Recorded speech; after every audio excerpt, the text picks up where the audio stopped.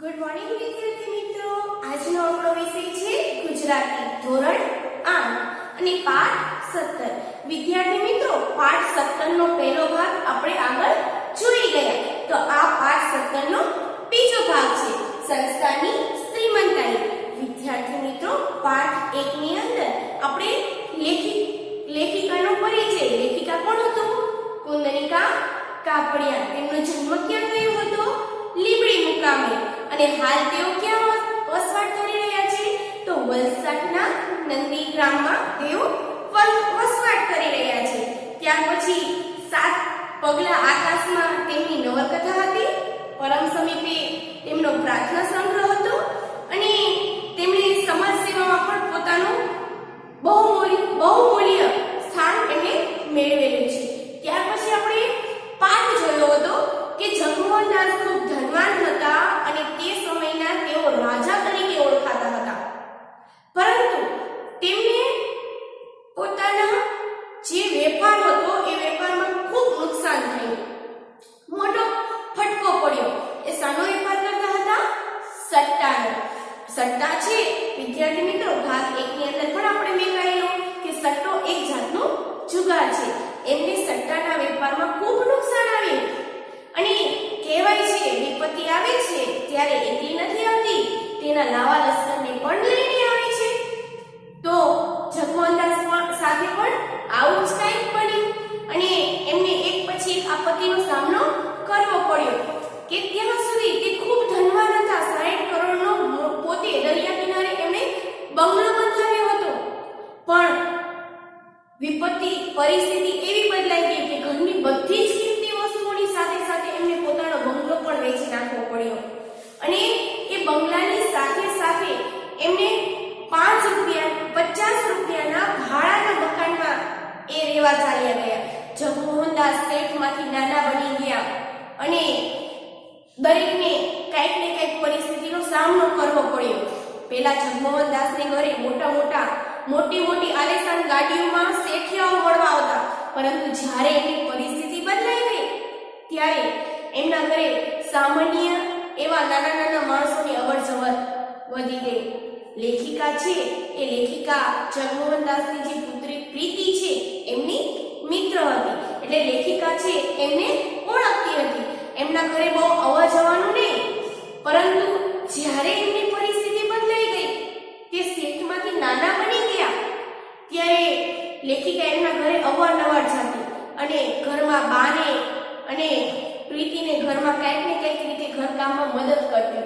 ઘરના દરેક સભ્યોએ કાંઈ કામ નહોતું કરેલું, કારણ કે એમના ઘરે કેટલાક નોકર ચાકર હતા. એટલે કામ કરવાનો તો સવાલ જ નથી. એટલે કામ કરવામાં એમને તકલીફ પડતી. એટલે લેખિકા એમના ઘરે જાય અને એમને કામમાં મદદ કરે. તો એકવાર લેખિકા એમના ઘરે જાય છે અને પૂછે છે, દાદા દયાળજીભાઈને પૂછે છે, તમે કેમ છો? ત્યારે દયાળજીભાઈને અફસોસ સાથે લેખિકાને જણાવે છે કે હું પહેલા પણ બેઠા ખાતો હતો, અત્યારે પણ બેઠા ખાઉં છું, પણ અફસોસ એટલો છે કે અત્યારે ઘરના દરેક સભ્યો ઘરમાં કંઈક ને કંઈક રીતે મદદ કરે છે, પણ હું અત્યારે મદદ કરી શકતો નથી. એમ કરીને થોડો નિશ્વાસ મૂકે છે અને કહે છે કે અત્યારે વૃદ્ધને કોણ કામ આપી શકે? એમ કરીને થોડું હસીને પોતાનો જે દુઃખ છે એ દુઃખ વ્યક્ત કરે છે. અને ત્યાર પછી દર્શનાબેન અંદર જાય છે અને દર્શનાબેન છે એ સુમોહનને મળે છે. તો ત્યાં સુધી આપણે જોયું હતું. તો આપણે જોઈએ, ઓહ દર્શનાબેન, ઘણે દિવસે ગઈ. દર્શનાબેન છે એ સુમોહનને બહાર જતા વચ્ચે મળી જાય છે અને સુમોહન છે એ દર્શનાબેનને પૂછે છે કે તમે ઘણા દિવસે આવ્યા? હા, જરા બહાર ગામ ગઈ હતી. કેમ છે કામકાજ? નવી નોકરીમાં આનંદ છે ને? લેખિકા કહે છે, હા, હું બહાર ગામ ગઈ હતી. તમને કેમ છે? નવી નોકરીમાં આનંદ મળે છે ને? આનંદ તો છે જ દર્શનાબેન, મજા તો આવે જ છે. અમેરિકા જઈને ભણી આવ્યો એ નકામું તો ન જ જાય ને. અમેરિકા જઈને ભણીને આવ્યો છું તો એ થોડી વેડફે જાય. પણ એક વાત છે, એના ઉપર પણ વિષાદ નહીં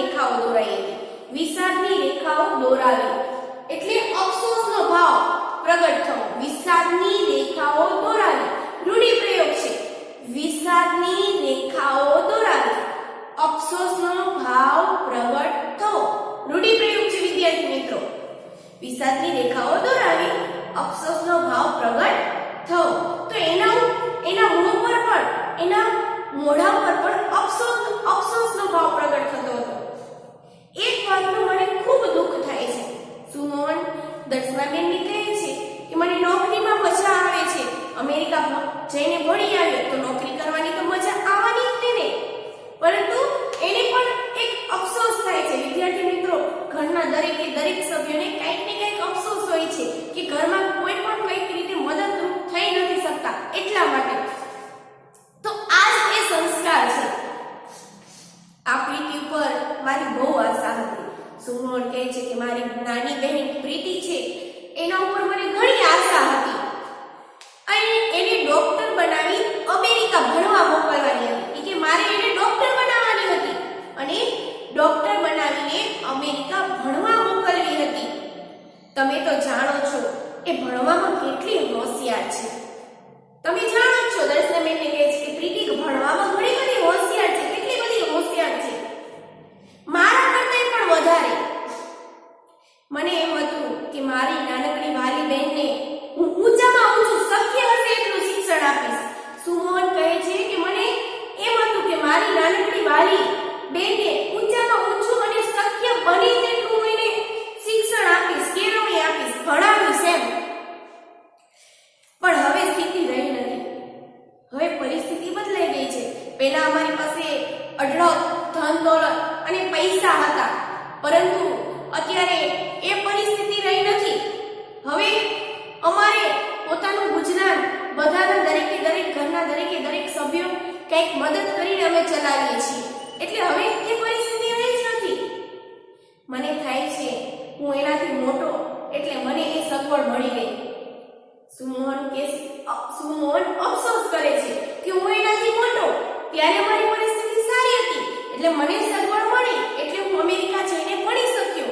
પરંતુ હવે સ્થિતિ એ રહી નથી અને એમાં પણ એને સહન કરવાનું આવ્યું. એમ કે છે હવે પરિસ્થિતિ બદલાઈ ગઈ છે, એમાં સહન તો એને જ કરવાનું આવ્યું.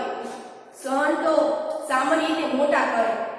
સુમોહન કહે છે કે મોટાને સહન કરવાનું હોય. પરિસ્થિતિ બદલાઈ જાય એટલે મોટાએ એનો સામનો કરવો પડે. પણ હવે તો પરિસ્થિતિ બદલાઈ ગઈ છે, પ્રીતિને એનું સહન કરવું પડ્યું. એ મારાથી નાની તો પણ એનો અવાજ ધીનો થઈ ગયો. એટલું કહેતા સુમોહન છે એ સુમોહનનો અવાજ ભીનો થઈ ગયો. એના હૃદયમાં રહેલી આ પ્રેમ સભર વાણી જોઈને મારા દિલમાં પણ કરુણા ઉભરાઈ આવી. લેખિકા કહે છે કે એના દિલમાં આજે પ્રેમ સભર વાણી રહેલી હતી. પોતાની પ્રીતિ પ્રત્યેનો જે આટલો પ્રેમ હતો એ જોઈને લેખિકા કહે છે કે મારા દિલની પણ કરુણા ઉભરાઈ આવી. કાંઈ નહીં સુમોહનભાઈ, સંયોગોથી પરાજિત ન થવાય. સંયોગોથી પરાજિત, સંયોગો એટલે કે સમયથી હારી ન જવાય. પરાજિત થવું એટલે હારું. સંયોગથી પરાજિત થવું એટલે હારી જવું. રૂઢિપ્રયોગ છે. સંયોગથી પરાજિત થવું એટલે કે હારી જવું.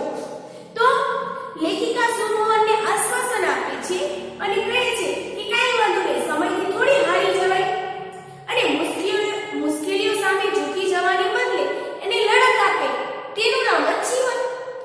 મુશ્કેલી સામે ઝૂકી ન જવું જોઈએ, હારી ન જવું જોઈએ, પરંતુ એનો સામનો કરવો જોઈએ. એ જ જીવન છે એવું લેખિકા સુમોહનને કહે છે. તમે આવા પુરુષાર્થી છો અને પછી પ્રીતિને શાની ચિંતા? પુરુષાર્થી એટલે કે મહેનતુ.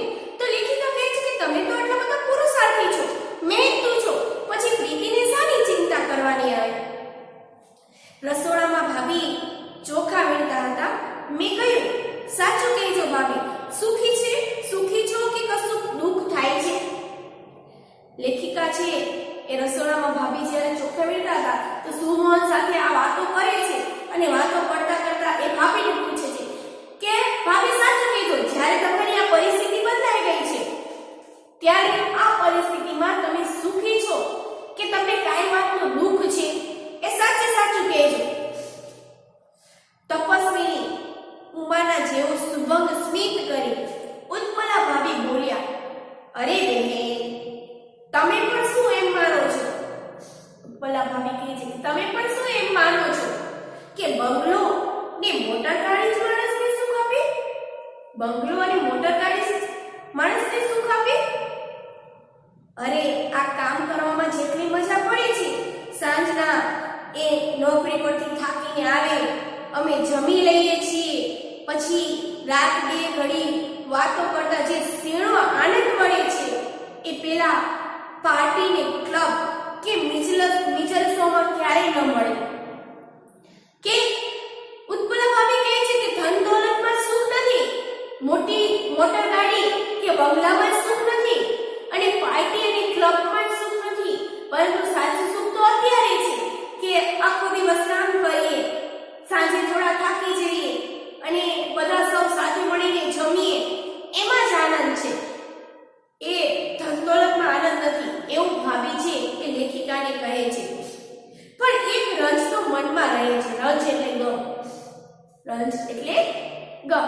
તો લેખિકા કહે છે, લેખિકાને ભાભી કહે છે કે એક ગમ મનમાં રહે છે, એક અફસોસ મને પણ મનમાં ને મનમાં છે.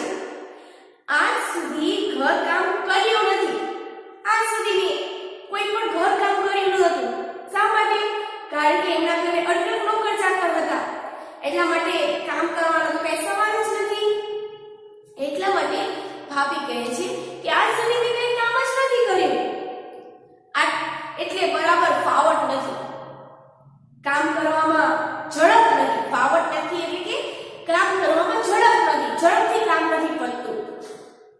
કામ કરતા પુષ્કળ વાર લાગે છે, ઘણો સમય કામ કરવામાં વીતી જાય છે. થાય છે પહેલેથી થોડું કર્યું હોય તો આજે આટલો વખત એની પાછળ ન જાય. ભાભી કહે છે કે પહેલેથી થોડું થોડું કામ કર્યું હોય તો આજે જેટલો સમય કામ કરવામાં જાય છે એટલો સમય કામની પાછળ બગડે નહીં. અને આજે મને વખત મળે તો હું પણ થોડું ઘણું કમાઈ એમના બોજને હલકો કરી શકે. એમ કે જો આટલો બધો સમય કામ કરવામાં ન લાગે અને ઝડપથી કામ કરે તો જે સમય બચે એમાં હું કંઈક ને કંઈક ઘરમાં મદદ કરી શકે. બસ આટલો શોખ મનમાં થયા કરે છે. પણ મને લાગે છે કે થોડા સમયમાં મને આ કામની ફાવટ આવી જશે. કહે છે કે થોડા સમયમાં જ કામની ફાવટ આવી જશે, પછી હું કોઈ શાળા કે એમ કરવામાં કામ કરી શકીશ, શાળા કે ક્યાંક જઈને કંઈક ને કંઈક નોકરી નાની એવી કરી શકીશ, અને જેથી કરીને ઘરમાં કંઈક મદદ કરી શકીશ. જો વિદ્યાર્થી મિત્રો દરેકે દરેક કુટુંબના સભ્યોને કંઈક ને કંઈક કુટુંબમાં મદદ થવાની જે આશા છે, ઉત્સાહ છે, એ જ સંસ્કાર છે. પાર્વતીબેન માળા ફેરવીને હમણાં જ ઊભા થયા હતા. મને જોતા જ બોલ્યા, આવ દર્શના, તું આવે છે તો ગમે છે. લેખિકા કહે છે કે મને કહે છે પાર્વતીબેન કે તું અહીંયા આવે છે અમારા ઘરે તો મને ગમે છે. હું તો હવે એકલી જ પડી રહી છું. પ્રીતિ કોલેજમાં જાય ને ઉત્પલા તો ઘરમાં મને કઈ અડવા સુધી નથી દેતી. ઉત્પલા ઘરનું બધું કામ એને ઉપાડી લીધું છે. પાર્વતીબેન કહે છે ઘરમાં કાંઈ કામ મને કરવા દેતી નથી. મિલન મૃણાલને તૈયાર કરું તો પણ કહે, ના બા, અમે બધું કરશું, તમે રહેવા દો. પછી આખો દિવસ કરવું શું? તો લેખિકા હસી અને કહે છે પાર્વતીબેનને, તમે કેવા નસીબદાર સાસુ છો. આવી વહુ કઈ સહેલાઈથી નથી મળતી. તમે નસીબવાળા સાસુ છો કે આવી વહુ સહેલાઈથી નથી મળતી. એ મારી નજીક આવી ધીમે સ્વરે બોલ્યા, તે શું માને છે કે મારું નસીબ છે? પાર્વતીબેન કહે છે કે એ મારી કિસ્મત છે. એ તો દાદાજીના પુણ્યનું બળ છે, કર્મનું બળ છે, એ ફળ છે. એ દાદાજીના કર્મનું ફળ છે, એ મારું નસીબ નથી, એવું પાર્વતીબેન કહે છે. મને ખબર છે ને દાદાજીના દિલમાં ભગવાન બેઠા છે. પાર્વતીબેન કહે છે કે મને ખબર છે કે દાદાજીના દિલમાં ભગવાન બેઠા છે. જિંદગી આખી તેમણે કદી ખોટું કામ કર્યું જ નથી. આખી જિંદગી તેમણે કદી ખોટું કામ કર્યું જ નથી. ખોટું વચન પણ બોલ્યા નથી અને કોઈનો તિરસ્કાર પણ કર્યો નથી. ભગવાને સંપત્તિ લઈને તો ઉલટાનું વધુ મોટી આશીષ આપી છે. પાર્વતીબેન કહે છે કે સારું થયું ભગવાને સંપત્તિ લઈ લીધી અને ઉલટાનું અમને આશીષ એટલે કે આશીર્વાદ આપ્યા છે. આશીષ એટલે કે આશીર્વાદ સમાનાર્થી શબ્દ છે. આશીષ એટલે કે આશીર્વાદ. તો પાર્વતીબેન કહે છે કે ખરેખર ભગવાને સંપત્તિ અમારી પાસેથી લઈને અમને મોટા મોટા આશીર્વાદ આપ્યા છે. પણ શોક એટલો થાય છે. શોક એટલે કે દુઃખ. શોક એટલો થાય છે કે બધાને આ મુશ્કેલી નિવારવા કંઈક ને કંઈક કામ ઉપાડી લીધું છે. ઘરના દરેક સભ્યોએ આ મુશ્કેલીનો સામનો કરવા માટે કંઈક ને કંઈક કામ હાથમાં લઈ લીધું છે ને હું એકલી રહી ગઈ કે મેં જ ઘરનું કંઈ કામ ન કર્યું. મને થયું કે કપડાં સીવતા શીખું તો સંચો ઘેર વસાવી શકું. પાર્વતીબેને પણ જો વિદ્યાર્થીને તો ઘરમાં કામમાં મદદ થવા કંઈક ને કંઈક કાર્ય કરવાની ઈચ્છા રાખે છે. તો એ પણ કહે છે કે મને પણ થયું કે ઘરમાં કપડાં સીવતા શીખી જાઉં તો ઘરમાં સંચો વસાવી શકું. પણ ડોક્ટરે કહ્યું હતું કે આંખે ઝાંખ અપાય છે. ડોક્ટરે એવું કહ્યું કે આંખે ઝાંખ અપાય છે એટલા માટે આંખનું કોઈ કામ હમણાં કરશો નહીં. દવા થઈ જાય પછી ચશ્મા લેવા પડશે. ખરે ટાણે વિઘ્ન ઊભું થયું. ખરે ટાણે તો અણીને સમયે જ્યારે જરૂર હતી તેવા સમયે. એટલા માટે પાર્વતીબેન કહે છે કે ખરે ટાઈમે વિઘ્ન ઊભું થયું છે કે અણીને સમયે જ્યારે જરૂર હતી તેવા સમયે વિઘ્ન ઊભું થયું છે. વિઘ્ન એટલે અડચણ. વિઘ્ન એટલે કે અડચણ. તો પાર્વતીબેન કહે છે કે ખરે ટાઈમે ખરે સમયે ખરેખર અડચણ આવી ગયું છે. બસ આટલું ના હોત તો કશી ખોટ ન હોત. જો મને આ તકલીફ ન પડી હોત તો કશોય વાંધો ન હોત. બહાર જઈ પ્રીતિનો હાથ પકડી હું બોલી. લેખિકા કહે છે કે આ બધા દરેક ઘરના સભ્યોને મળીને લેખિકા બહાર જાય છે અને પ્રીતિનો હાથ પકડે છે અને પ્રીતિનો હાથ પકડીને કહે છે પ્રીતિ તું તો ખૂબ ભાગ્યવાન છે. જે ઘરના લોકોમાં આટલી કર્તવ્ય ભાવના હોય, પોતાને ખસી નાખવાની આટલી ઝંખના હોય, એમના પ્રેમની સુવાસ તો સાચે તને ઈર્ષા કરવા જેવી ભાગ્યશાળી બનાવે છે. તો કહે છે કે ખરેખર દરેક સભ્યો ઘરમાં કંઈક ને કંઈક રીતે મદદ કરવા ઈચ્છે છે. તો તું ખરેખર ભાગ્યશાળી છે કે દરેક સભ્યને પોતાની ફરજની પોતાની ફરજ ક્યાં અદા કરવી એવી ભાવના રહેલી છે. ખરેખર આ જોઈને મને તારા તરફ ઈર્ષા કરવા જેવી બનાવી દે છે. ખરેખર પ્રીતિ તું ભાગ્યશાળી છે એવું લેખિકા કહે છે.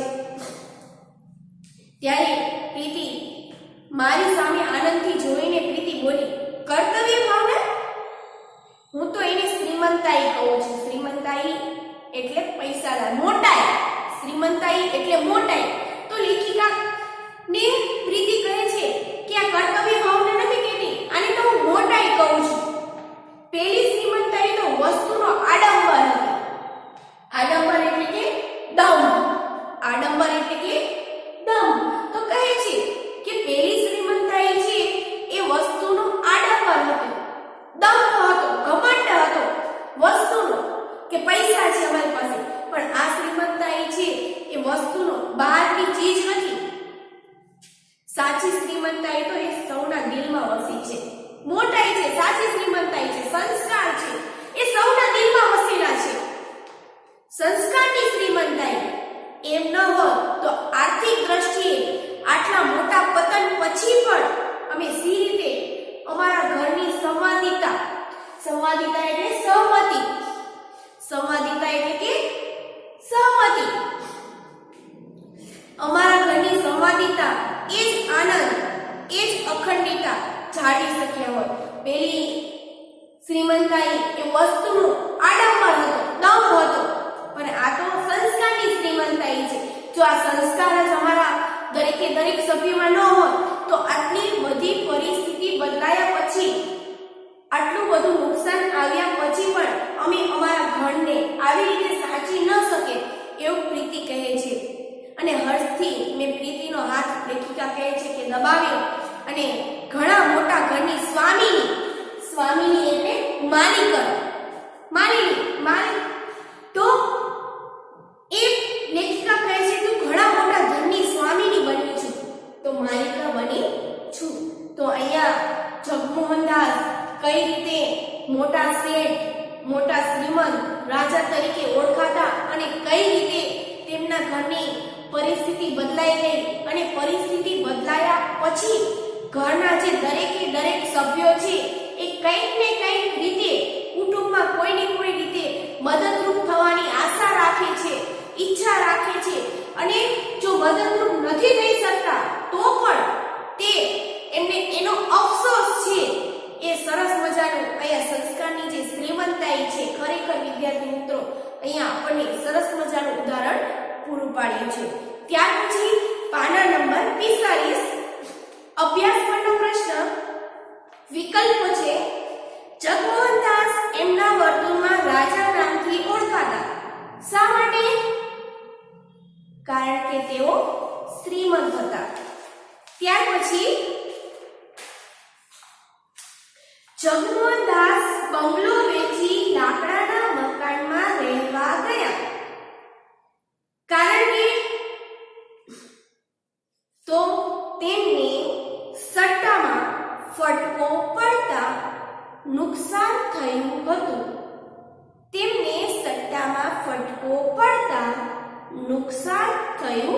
હતું.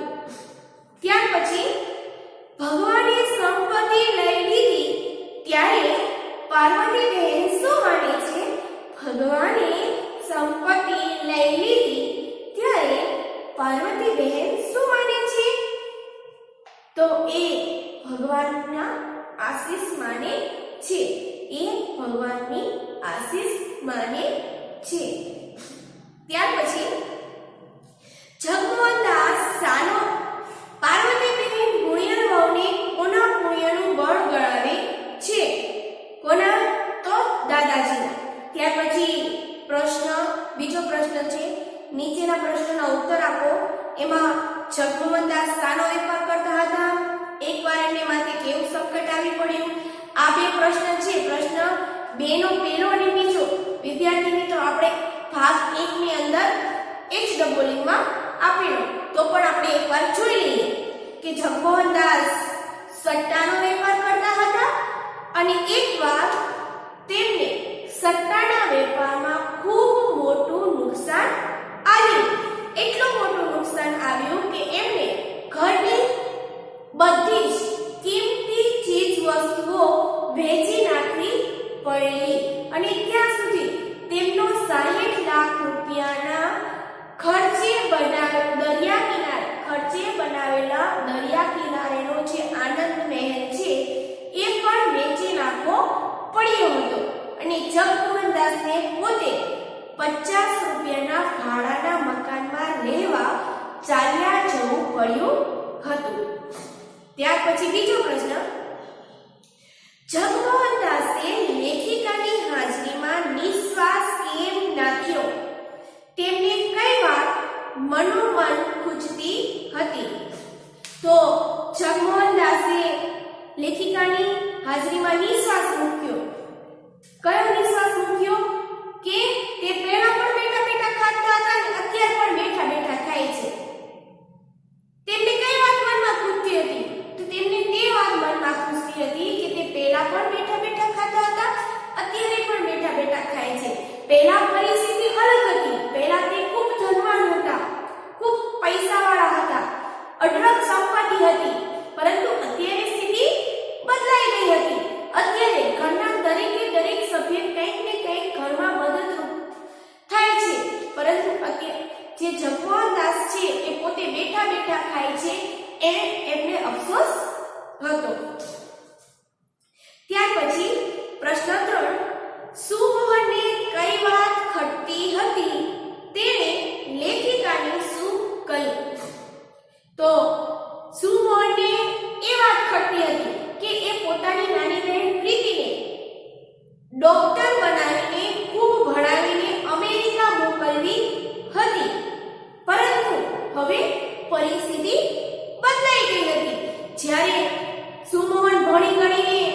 અમેરિકા ગયો હતો ત્યારે તે ખૂબ ધનવાન હતા, પરંતુ હવે પરિસ્થિતિ બદલાઈ ગઈ હતી.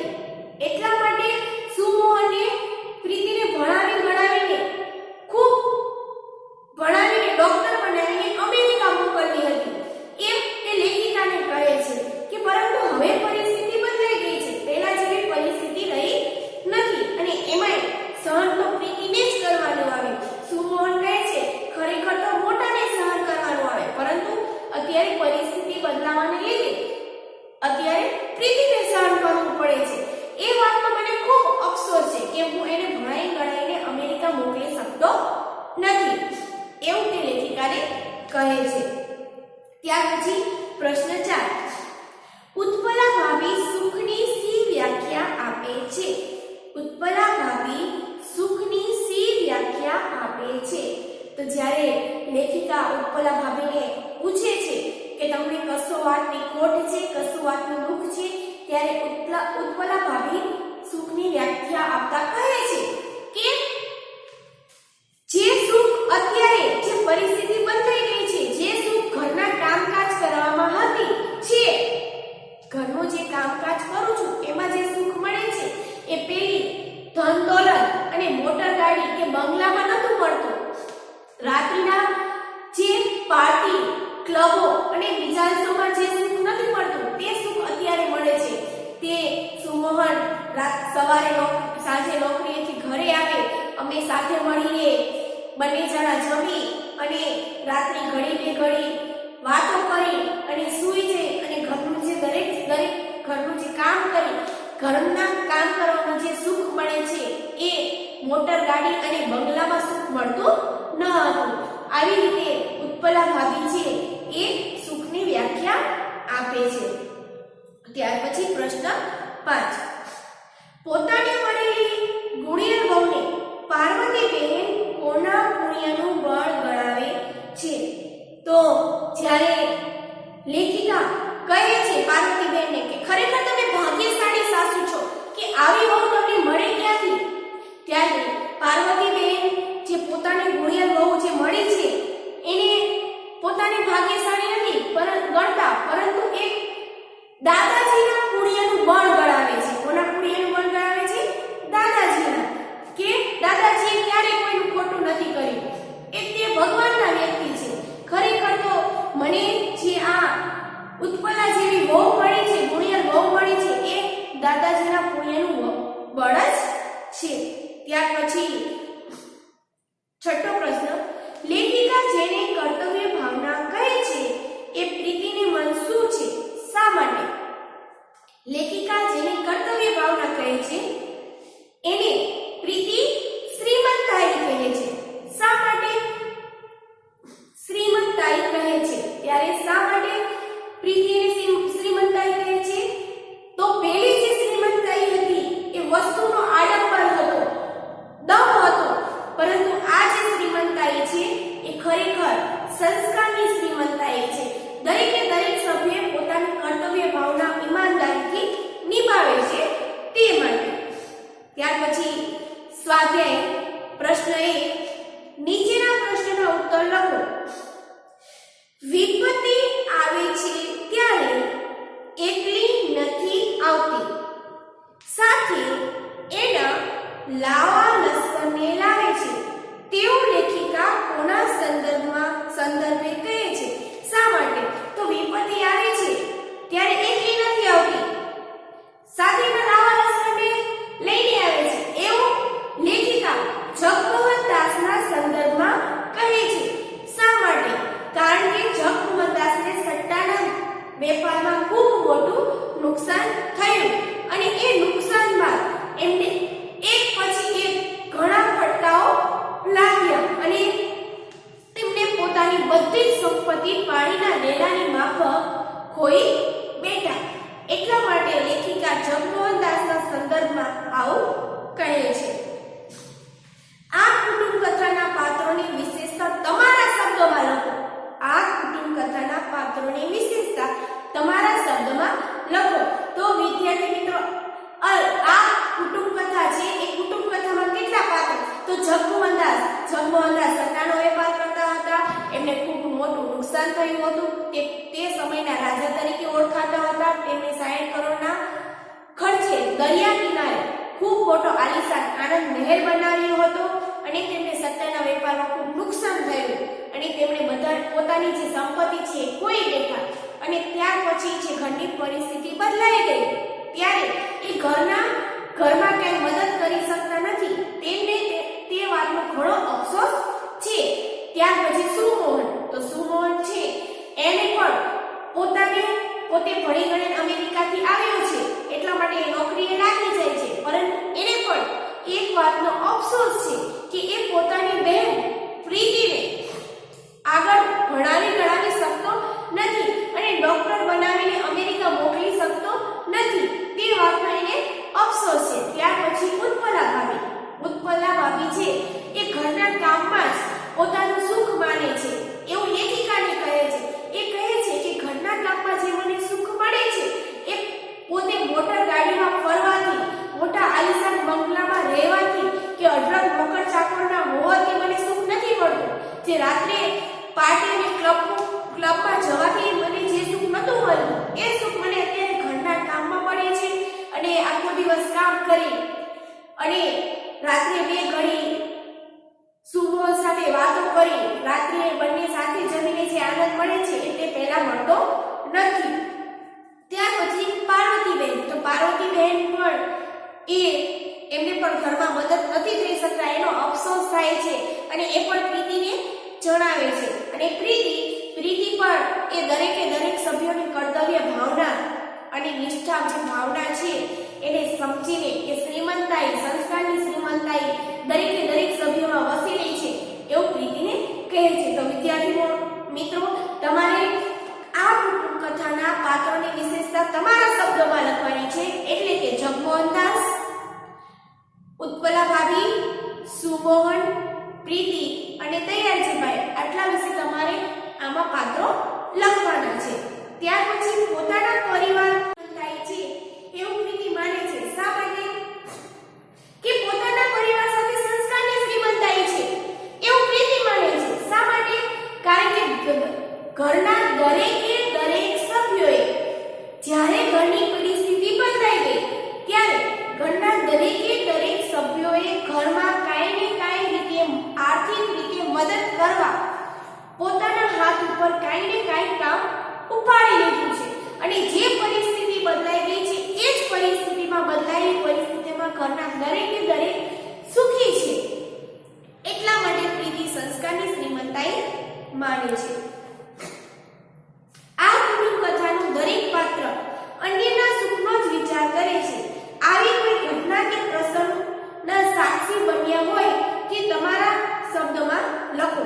જો વિદ્યાર્થી મિત્રો પ્રશ્નની અંદર શું કહેવામાં આવે છે કે આ કુટુંબ કથામાં દરેક સભ્યો છે એ અન્યના સુખનો, બીજાના સુખનો જ વિચાર કરે છે. તો આવી જ કોઈ ઘટના, અન્ય કોઈ ઘટના હોય તમારી આંખો સામેથી પસાર થઈ હોય કે તમે જાણતા હોય કે બીજા કુટુંબમાં આવી ઘટના બનેલી છે તો એ ઘટના વિશે તમારે થોડું ઘણું આમાં લખવાનું છે. ત્યારે પછી પ્રશ્ન 2, પાઠને આધારે નીચેના વિધાનો સમજાવો. મોટર નથી એટલે હવે ચાલવાની કસરત મળે છે, તે ઉલટું સારું. જગમોહનદાસ આ વિધાનને સ્પષ્ટ કરો. જગમોહનદાસ જ્યારે આ વિધાન બોલે છે કે મોટર નથી એટલે ચાલવાથી કસરત મળે છે, આ વિધાન સ્પષ્ટ કરવાનો છે. કઈ રીતે? તો જગમોહનદાસ જ્યારે ખૂબ ધનવાન હતા એટલે મોટર ગાડીમાં ફરતા હતા, પરંતુ હવે મોટર ગાડી પરિસ્થિતિ બદલાઈ ગઈ છે એટલે મોટર ગાડી નથી. એટલા માટે જગમોહનદાસ છે એ સાંજે ચાલીને ફરવા જતા હતા અને એટલા માટે જગમોહનદાસ કહે છે કે મોટર ગાડી નથી એટલે ઉલટાનું સારું છે, ચાલવાથી મને કસરત મળે છે. ત્યાર પછી ભગવાને સંપત્તિ લઈને તો ઉલટાની વધુ મોટી આશીષ આપી છે. વાક્ય કોણ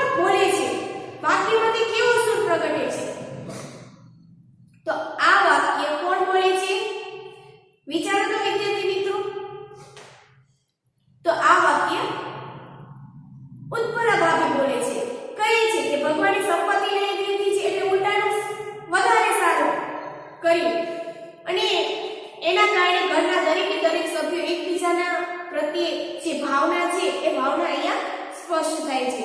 તો વિદ્યાર્થી મિત્રો, સ્વાધ્યાય પોથીની અંદર તમારે જાતે જ પૂરવાનું છે. સ્વપોથીની અંદર તમારે જાતે જ પૂરવાનું છે. આજનું HW લખી લો. આજનું HW લખી લેજો.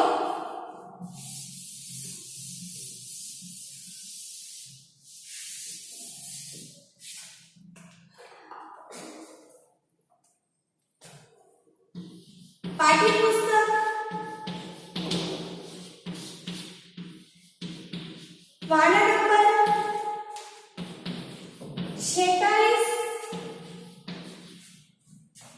46 પરનો સ્વાધ્યાયનો પ્રશ્ન 2.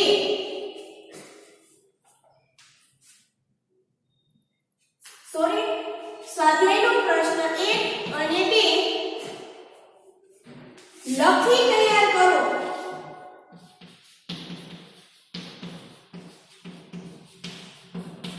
અને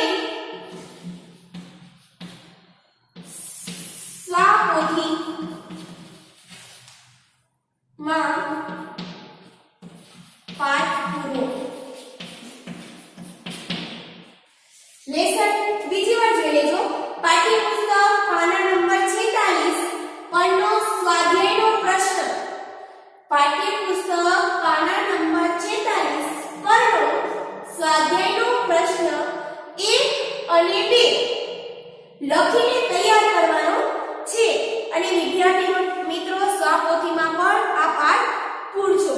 હવે પછીના રાઉન્ડમાં આપણે પાઠ 15, 16, 17 અને 18 ચાર પાઠ હશે.